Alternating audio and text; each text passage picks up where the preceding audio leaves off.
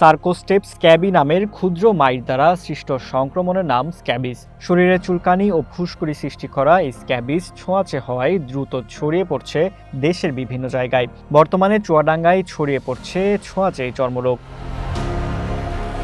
হাসপাতালের তত্ত্বাবধায়ক জানান, প্রতিদিন চুয়াডাঙ্গা সদর হাসপাতালে গড়ে ১০০ থেকে ১৫০ জন রোগী স্ক্যাবিস ও খোস পাচড়া সহ বিভিন্ন চর্মরোগে আক্রান্ত হয়ে চিকিৎসা নিচ্ছেন। পরিবারের একজন আক্রান্ত হলে অল্প সময়ের মধ্যেই সংক্রমণ ছড়িয়ে পড়ছে পুরো পরিবারে। আর্দ্রতা বেশি থাকলে এই রোগ বেশি ছড়ায়, এজন্যই বর্তমানে স্ক্যাবিস বাড়ছে। আর্দ্রতা যে সময় বেশি থাকে সেই সময়টাতে বেশি হয়, যেমন এখন এটা আমরা খুবই বেশি পাচ্ছি। এবং আমাদের হাসপাতালে প্রতিদিন বিশেষত আমরা বহির্বিভাগে চিকিৎসা দিয়ে থাকি, প্রায় ১৫০-র মতো রোগী আমরা পাই। তো এই মুহূর্তে আমরা দেখছি যে একটু এই দুইটা রোগের প্রকোপটা অনেকটা বেশি। তো আমরা কারণ হিসাবে আমাদের কাছে যেটা মনে হচ্ছে যে দুইটাই ছোঁয়াচে রোগ।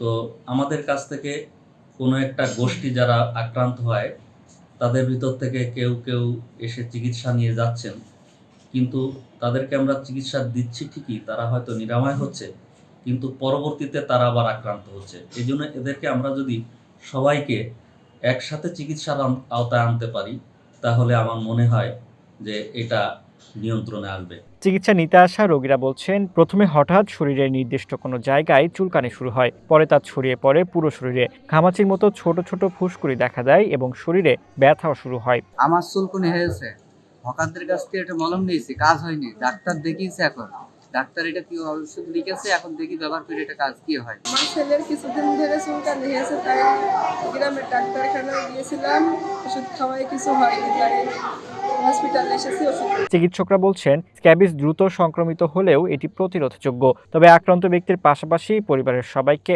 একসঙ্গে চিকিৎসা নিতে হবে। প্রথমে কেউ অ্যাফেক্টেড হলে ফার্মেসিতে যাচ্ছে বা গ্রাম্য যে ডাক্তাররা আছে তারা তো ওইভাবে জানে না, মানে ঢালাওভাবে হয় দাঁতের ওষুধ নাহলে এক্সিমার ওষুধ এগুলো দিয়ে দিচ্ছে। তো স্ক্যাবিসের জন্য তো নির্দিষ্ট ট্রিটমেন্ট আছে, যখন এটা না হচ্ছে অন্য ওষুধ দিচ্ছে তখন এই রোগটা আরও বেড়ে যাচ্ছে, মানে শরীরে যেখানে আছে সেখান থেকে হয়তো আরও জায়গায় ছড়িয়ে পড়ছে, রেজিস্ট্যান্ট হয়ে যাচ্ছে, তখন দেখা যাচ্ছে নর্মাল ওষুধে আর কাজ হচ্ছে না। এটার কারণেও আসলে এটা এখন আরও বেশি, মানে রেজিস্ট্যান্ট কেস আমরা বেশি পাচ্ছি এখন, যে কোনো ট্রিটমেন্টেই আর কাজ হচ্ছে না। নর্মালি আমরা যে ট্রিটমেন্টগুলো দিতাম, এখন নতুন ওষুধ আসছে, সেই ওষুধ এখন মোটামুটি কাজ করছে। সময় মতো চিকিৎসা না পেলে কিডনি ও ত্বকের জটিলতাও দেখা দিতে পারে, তাই চিকিৎসা নেওয়া ও সচেতনতা বাড়ানোর পরামর্শ চিকিৎসকদের। ফারদিন নীরব, ওয়ান ন্যাশনাল ডেস্ক।